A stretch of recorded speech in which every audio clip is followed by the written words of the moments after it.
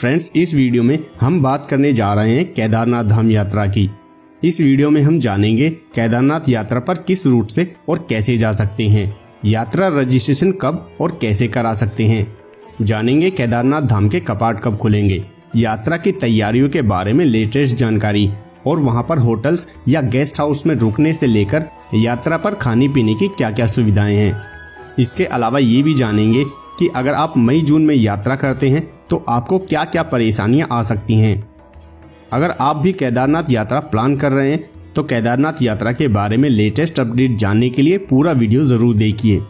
Video शुरू करने से पहले सब्सक्राइब कीजिए ट्रैवल ट्रैकर यूट्यूब चैनल को और नोटिफिकेशन का बेल आइकन का बटन भी दबाएं। फ्रेंड्स, कपाट खुलने से पहले केदारनाथ धाम में यात्रा की तैयारियां की जा रही हैं। बड़े बड़े ग्लेशियरों को काटकर रास्ता तैयार किया जा रहा है और जरूरी सामान भी धाम तक पहुंचाया जा रहा है। तो आइए सबसे पहले जानते हैं केदारनाथ धाम में दर्शनों के लिए रजिस्ट्रेशन कैसे, कब और कहां से करा सकते हैं।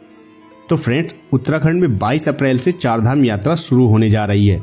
उत्तराखंड राज्य के पर्यटक विकास परिषद के अकॉर्डिंग चारधाम यात्रा 2023 के लिए अब तक 2.5 लाख से ज्यादा श्रद्धालु रजिस्ट्रेशन करा चुके हैं, जिनमें से केदारनाथ धाम के लिए अब तक लगभग 1,40,000 रजिस्ट्रेशन हो चुके हैं और उम्मीद है इस साल भी भारी संख्या में श्रद्धालु यात्रा के लिए केदारनाथ धाम पहुंचेंगे। इस साल चारों धामों के दर्शनों के लिए 4 तरीके से रजिस्ट्रेशन करवा सकते हैं। पहला, उत्तराखंड के चारधाम की ऑफिशियल वेबसाइट से, दूसरा टोल फ्री नंबर से, तीसरा व्हाट्सएप से और चौथा मोबाइल ऐप से। Toll free number, WhatsApp number और टूरिस्ट ऐप का लिंक, ये सभी आपको registration@touristcare.uk.gov.in इस वेबसाइट पर मिल जाएंगे। यहाँ से आप अपनी सुविधा के अनुसार रजिस्ट्रेशन करा सकते हैं। रजिस्ट्रेशन करवाने के लिए आपके पास एक फोटो आईडी प्रूफ होना जरूरी है, जैसे Aadhaar card, PAN card, driving licence या वोटर आईडी कार्ड। हो सके तो आप अपने पास आपका पासपोर्ट साइज का फोटो और अपने ओरिजिनल आईडी कार्ड्स के साथ साथ उनकी एक फोटोकॉपी भी साथ में रखें। इसके अलावा केदारनाथ यात्रा के दौरान आप अपने पास वैक्सीन की दोनों डोज का सर्टिफिकेट भी जरूर साथ रखें। दोस्तों, धाम के कपाट खुलने के समय ही अधिकतर सभी श्रद्धालु अप्रैल, मई, जून में ही धाम के दर्शन करते हैं, लेकिन इस दौरान यहाँ बहुत अधिक भीड़, महंगाई, अव्यवस्था और रूम्स न मिलने जैसी समस्याएं भी देखने को मिलती हैं। कपाट खुलने के लगभग 1-1.5 महीने तक मई जून के दौरान रूम से लेकर खाने पीने सहित घोड़ा खच्चर और पालकी वालों के रेट्स बहुत ज्यादा होते हैं। इसलिए बहुत अधिक भीड़ से बचना है और अपनी यात्रा को आराम से व कम खर्चे में करना चाहते हैं तो जुलाई से अक्टूबर तक आप धाम की यात्रा पर जा सकते हैं। इस दौरान आपको मई और जून के मुकाबले कम भीड़ मिलेगी और सब कुछ आसानी से व किफायती रेट्स पर भी मिलेगा। बाकी आप अपने बजट और सुविधा के अकॉर्डिंग यात्रा के समय का चुनाव कर सकते हैं।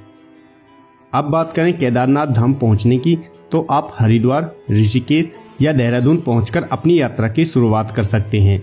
इन तीनों ही जगहों से केदारनाथ धाम के लिए बस सर्विस अवेलेबल है, लेकिन हरिद्वार सबसे बेहतर विकल्प है केदारनाथ धाम की यात्रा के लिए। इसके लिए सबसे पहले आपको हरिद्वार आना होगा। हरिद्वार से केदारनाथ धाम 240 किलोमीटर की दूरी पर है। हरिद्वार तक आप ट्रेन या बस किसी भी माध्यम से आ सकते हैं। हरिद्वार से केदारनाथ मंदिर जाने के लिए सोनप्रयाग तक रेगुलर बसें चलती हैं, जिसका एक व्यक्ति का किराया लगभग 600-700 रुपये होता है और इसमें समय लगता है लगभग 8 से 9 घंटे। सोनप्रयाग के लिए बसें हरिद्वार से सुबह सुबह 4 बजे से ही चलनी शुरू हो जाती हैं। इसलिए सुबह जल्दी बस पकड़ने के लिए आपको हरिद्वार में सुबह जल्दी पहुंचना पड़ेगा या फिर एक रात हरिद्वार में स्टे करना होगा। इसलिए ध्यान रहे, आप जिस दिन हरिद्वार पहुंचे हैं उसी दिन शाम को हरिद्वार से सोनप्रयाग जाने वाली बस की टिकट बुक करा लें, क्योंकि केदारनाथ धाम की यात्रा के सीजन में सुबह हरिद्वार से सोनप्रयाग जाने वाली बस में जगह नहीं बच पाती। वहीं कई घंटों की वेटिंग भी होती है। इसलिए बस न मिलने की समस्या से बचने के लिए आप सोनप्रयाग जाने से एक दिन पहले ही बस का टिकट बुक करा लें, ताकि आप समय से सोनप्रयाग पहुंच सकें और रात को ठहरने के लिए रूम्स वगैरह ढूंढ सकें। और अगर आप फ्लाइट से आते हैं तो देहरादून एकमात्र नज़दीकी एयरपोर्ट है केदारनाथ यात्रा के लिए। उसके बाद देहरादून एयरपोर्ट उतरकर टैक्सी या बस द्वारा हरिद्वार तक आ सकते हैं, या फिर देहरादून से ही सोनप्रयाग के लिए बस ले सकते हैं। फिर सोनप्रयाग से गौरीकुंड तक पहुंचकर अपनी यात्रा शुरू कर सकते हैं। वहीं अगर आप अपनी पर्सनल कार, बाइक या टैक्सी द्वारा केदारनाथ धाम की यात्रा कर रहे हैं तो देवप्रयाग, रुद्रप्रयाग और गुप्तकाशी होते हुए सीधे सोनप्रयाग तक पहुंच सकते हैं। लेकिन सोनप्रयाग में ही आपको अपनी गाड़ी पार्क करनी पड़ेगी और सोनप्रयाग से गौरीकुंड के बीच की 5 किलोमीटर की यात्रा आपको वहां की लोकल शेयर्ड टैक्सी द्वारा कंप्लीट करनी होगी, जिसका किराया 50 रुपए के आसपास होता है, क्योंकि सोनप्रयाग से आगे गौरीकुंड तक केवल वहां की लोकल टैक्सियों को ही जाने की परमिशन है। दोस्तों, यहाँ पर एक ध्यान देने वाली बात यह है कि अगर आप पीक सीजन में यात्रा कर रहे हैं तो आपको सोनप्रयाग से गौरीकुंड तक जाने के लिए टैक्सी के लिए काफ़ी वेट भी करना पड़ता है और काफ़ी अधिक लंबी लाइन में भी लगना पड़ता है। अगर आप हेलीकॉप्टर से केदारनाथ मंदिर तक पहुंचना चाहते हैं तो केदारनाथ मंदिर तक 3 जगहों से हेलीकॉप्टर की सुविधा उपलब्ध है, जिनमें फाटा, सरसी और गुप्तकाशी। इन तीनों जगहों से आप या तो ऑनलाइन बुक करके या ऑफलाइन इनके काउंटर्स पर जाकर हेलीकॉप्टर राइड बुक करा सकते हैं। यहाँ फाटा या सरसी से हेलीकॉप्टर राइड का किराया लगभग 4,720 रुपये राउंड ट्रिप के लिए और इसका आधा वन वे के लिए किराया लगता है। लेकिन गुप्तकाशी से हेलीकॉप्टर राइड का किराया लगभग 7,800 रुपये राउंड ट्रिप के लिए लगते हैं। दोस्तों, सोनप्रयाग पहुंचने के बाद यहाँ रूम बुक कर सकते हैं। सोनप्रयाग के अलावा भी 5 किलोमीटर आगे गौरीकुंड में भी रूम्स अवेलेबल होते हैं, चाहे तो आप वहाँ भी रूम्स ले सकते हैं। दोनों ही जगहों पर आपको कई सारे रूम्स ऑप्शन मिल जाएंगे, जिनका एक दिन का रूम रेंट लगभग 500 रुपये से शुरू होकर 5,000 रुपये तक भी पीक सीजन में देखने को मिलता है। रूम्स के अलावा आपको यहाँ ठहरने के लिए डॉर्मेट्री व धर्मशालाएं भी मिल जाएंगी, जिनका किराया लगभग 400-500 रुपये से शुरू होता है। साथ ही GMVN के द्वारा उपलब्ध कराए गए कॉटेजेस को भी आप रेंट पर ले सकते हैं। यहाँ ध्यान बस यही रखना है कि अगर आप पीक सीजन में अपनी यात्रा प्लान कर रहे हैं तो कोशिश करें जितनी जल्दी हो सके ऑनलाइन या ऑफलाइन होटल्स में रूम बुक कर लें, वरना आपको रूम्स को लेकर काफ़ी परेशानियों का सामना भी करना पड़ सकता है।